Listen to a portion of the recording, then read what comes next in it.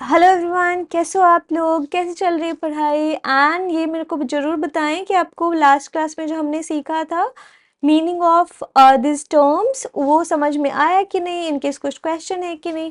तो last class में तो अपने जस्ट अंडरस्टैंडिंग के लिए देखे थे कि ये टर्म्स क्या होता है, सो दैट अपनी आगे वाले टॉपिक्स में अच्छे से समझ पाएँ। And then today we are going to talk about some of the terms जो अपना सम टॉपिक्स है यहाँ का, उसके बेसिस पे अपने समझेंगे कि ये प्लानिंग, स्ट्रैटेजी, ऑडिट प्रोग्राम, ये सब चीज़ें क्या होती है, why is it beneficial for audit, and then audit perform करने में ऑडिटर को क्या हेल्प मिलती है, ये करना इम्पॉर्टेंट है कि नहीं, ये ऑडिट प्लान कब कब करते हैं, फ्लेक्सिबल होता है या फिक्स्ड होता है, रिजिड होता है, क्या टाइमिंग होती है ऑडिट प्लानिंग की, ये सब चीज़ें अपने कवर करेंगे आज और आने वाले क्लासेस में कवर करने वाले हैं ये सारे topics.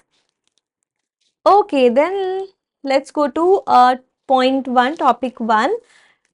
Topic one is all about like auditor's responsibility to plan and audit of financial statements so that he can perform audit efficiently and effectively. ठीक है, इनकेस आपको याद हो कि ऑडिट का ऑब्जेक्टिव जो था, उसका स्टैंडर्ड ऑफ ऑडिटिंग जो था वो ऐसे 200 था, उसमें ऑब्जेक्टिव ऑफ ऑडिट की बात करती है। सिमिलरली ऐसे 300 जो है वो बताता है और प्लानिंग कैसे करते हैं, ऑडिट फाइनेंशियल स्टेटमेंट की प्लानिंग में क्या क्या चीज़ें कवर होती है, बट वो ऐसी डिफरेंट है। अभी उसके बारे में अपने नहीं ज़्यादा डिटेल में डिस्कस करेंगे, बट वही just to memorize, just to understand कि कौन सा स्टैंडर्ड कैसे चीज़ से रिलेटेड है। तो अपने ये तो समझ ही लिए थे कि हम आप अपने समझ के चलें कि हम तभी आपके लिए थोड़ा सा इजी होगा समझना कि प्लानिंग होती क्या। अगर आप ऐसे बुकिश लैंग्वेज में समझेंगे तो थोड़ा सा डिफिकल्ट हो जाएगा।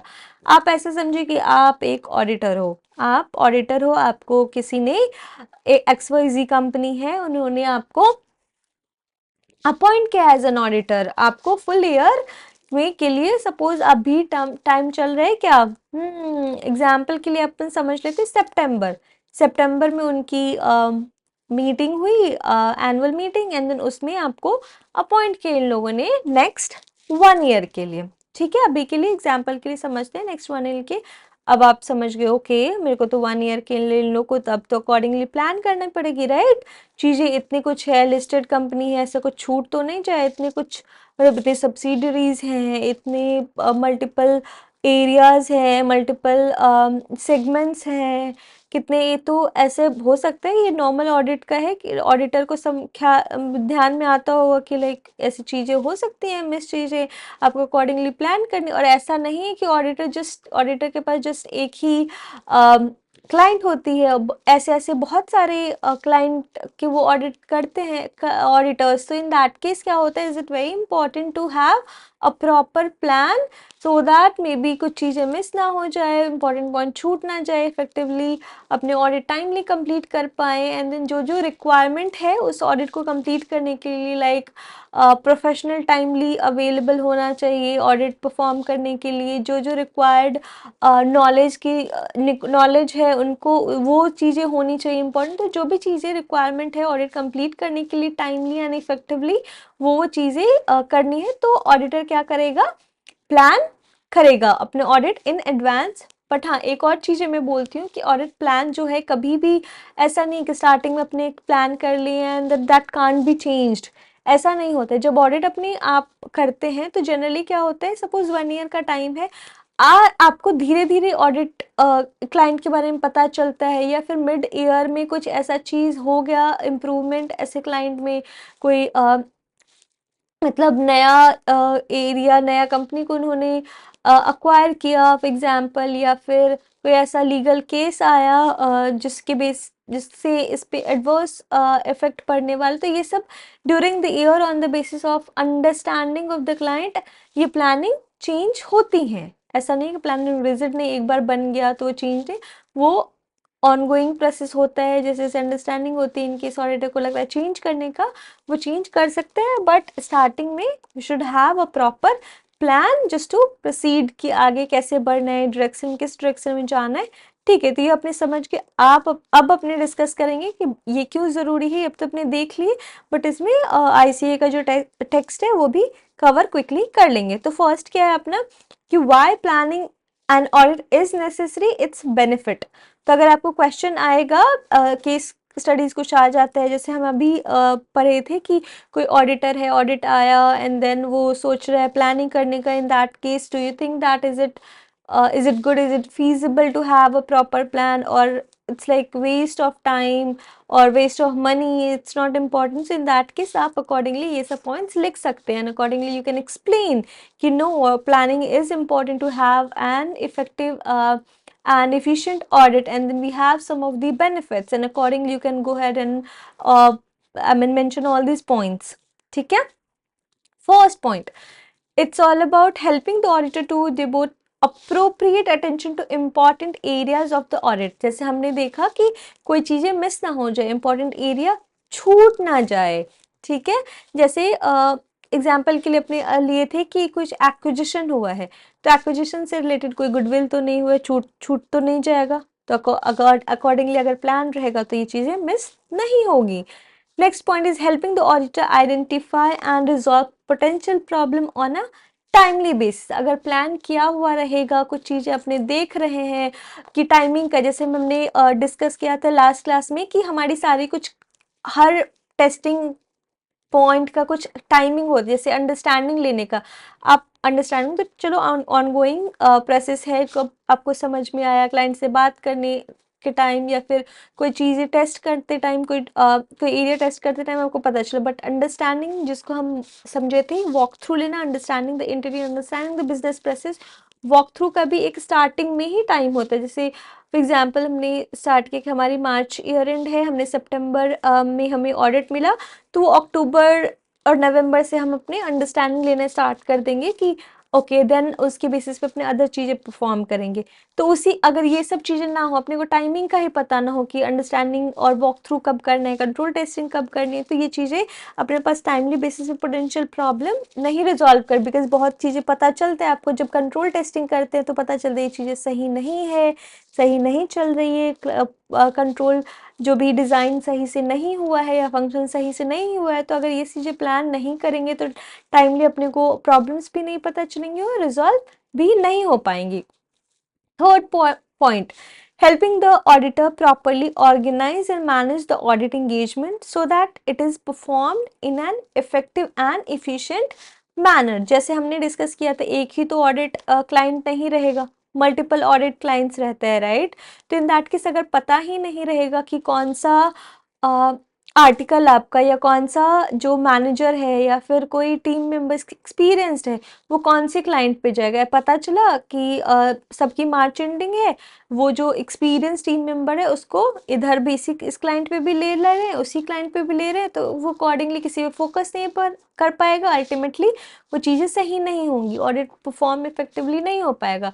तो स्टार्टिंग में अगर ऑडिटर प्लान कर लेता है, okay I have 5 seniors and then accordingly I have 5 clients, so I'll assign this senior to that engagement, and accordingly इससे क्या होता है, ये चीज़ें प्लानिंग करने से easy हो जाती हैं. Coming to fourth point, assisting in the selection of engagement team members with appropriate level of capabilities and competence to respond to anticipated risk and the proper assignment of work to them. इसमें again क्या होता है, अपने suppose मैं हूँ और ये example आप मान लेते हैं कि ये जो क्लाइंट है मेरा सेकेंड ईयर क्लाइंट है, इसकी लास्ट ईयर भी ऑडिट हुई थी, ठीक है, और I was part of that audit in prior year. तो इस केस में क्या, अगर इफेक्टिवली ऑडिट करना है तो हमारा जो सीए रहेंगे या फिर हम जो एंगेजमेंट जो ये चीज़ें प्लानिंग कर रहे हैं टीम मेंबर्स, वो बोलेगा अच्छा इसको ये तो लास्ट ईयर में तो इसको अप्रोप्रिएट नॉलेज है, अंडरस्टैंडिंग है, ये करंट ईयर में भी इसको रखने से इफेक्टिवली. ये जस्ट एक एग्जांपल है. दूसरा था कि हमने डिस्कस किया था इंश्योरेंस इंडस्ट्री का, हमने एग्जांपल लिया था लास्ट क्लास में कि आपका क्लाइंट जो इंश्योरेंस इंडस्ट्री, तो आपको देखना है कि जो टीम मेंबर्स में किसको लें, जिसको इंडस्ट्री पे उसने पहले काम कर लिया है, उसको अंडरस्टैंडिंग है, सो दैट चीज़ें. तो ये एक अलग से बेनिफिट देती हैं कि उस एरिया को अगर एक्सपर्ट चीज़ें समझने वाला अप्रोप्रिएट टीम मेंबर्स होगा तो ईजिली आपको पता चल जाएगा कि और ऑडिट इफेक्टिवली हो पाएगा और विथ क्वालिटी आप ओपिनियन जो होगा वो properly on the basis of audit procedure जो परफॉर्म किया हुआ है उस पे बेसिस पे आप अच्छा ओपिनियन दे पाओगे। Next point is fifth point, facilitating the direction and supervision of the engagement team members and the review of their work। इसमें एग्जाम्पल लेते हैं कि आप हमने डिसाइड किया क्या था, 8 सपोज बिजनेस एरियाज अपने टेस्ट कर रहे हैं। बिजनेस एरियाज का मैं कहने का मतलब ये मैं बोल रही हूँ कि अगर पीएनएल में है कि interest expense, depreciation, other salary expense, purchase, ये सब चीज़ें अगर लिए सपोज, तो इन सब चीज़ों को अगर हम टेस्ट करने जा रहे हैं, इसको बार बार मैं अगर बोलूँ तो मैं हो सकता है मैं कभी कभी बोल दूँ कि बिजनेस प्रोसेस एरियाज या फिर सिलाई, तो इससे कंफ्यूज बिल्कुल भी नहीं होना है। ये सब का मतलब यही मैं बोलूँगी कि अगर पीएनएल में ये सब चीज़ें आ रही हैं, अपने टेस्ट कर रहे हैं, तो वही होता है अपने क्या से देख रहे थे, डायरेक्शन एंड सुपरविजन। तो इसमें भी अकॉर्डिंगली हम इस पॉइंट में अपने डिसाइड करते हैं कि सपोज 5 बिजनेस प्रोसेस है, तो अपने देख लेते हैं कि एक जूनियर स्टाफ कौन है वो प्रिपेयर करेगा पीपीएनई रिलेटेड जो एरियाज है उस पर कौन वो प्रोसेस करेगा, प्रिपेयर करेगा। उससे एक सीनियर होना चाहिए कि उसको चीज़ें प्रॉपरली देखे कि ये चीज़ें जो इन्होंने ऑडिट प्रोसीजर परफॉर्म किया है, जो टेस्टिंग किया है वो सही है कि नहीं, सो दैट टाइमली रिव्यू हो जाएगी चीज़ें। टास्क एक ने काम किया, दूसरे ने रिव्यू कर रहा है, चेक कर रहा है कि टाइमली चीज़ें वो पर्सन कर पा रहा है कि नहीं। अगर कोई क्वेश्चन है, क्लाइंट को रीच आउट करना है, तो टाइमली कर पाएगा रीच आउट, एंड देन इससे क्वेश्चन टाइमली बेस। तो यही तो इस पॉइंट में क्या है कि अकॉर्डिंगली हर एरियाज में सुपरविजन और रिव्यू के लिए और डायरेक्शन के लिए लोग असाइन होने चाहिए, टीम मेंबर्स असाइन होना चाहिए कि कौन पर्सन वुड बी प्रोसेसिंग, कौन टास्क परफॉर्म करेगा, दूसरा person would be reviewing, guiding अगर कुछ क्वेश्चन होगा, तो दैट टाइमली बेसिस पे सबको पता रहेगा कौन सा एरिया किसको करना है, and then accordingly everything is planned. Last point is assisting where applicable in coordination of work done by others such as experts।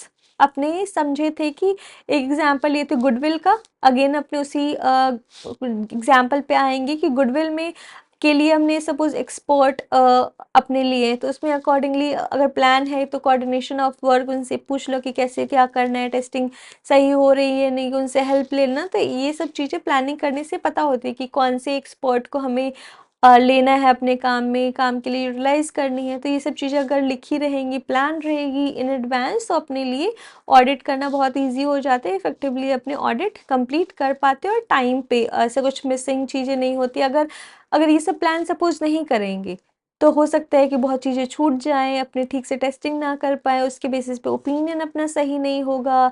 और टाइमली रिपोर्टिंग का भी ज़रूरत होती है कि जैसे लिस्टेड है उसमें टाइमली अपने को करना पड़ता है, सो दैट अपना एनुअल जो मीटिंग हो वो हो।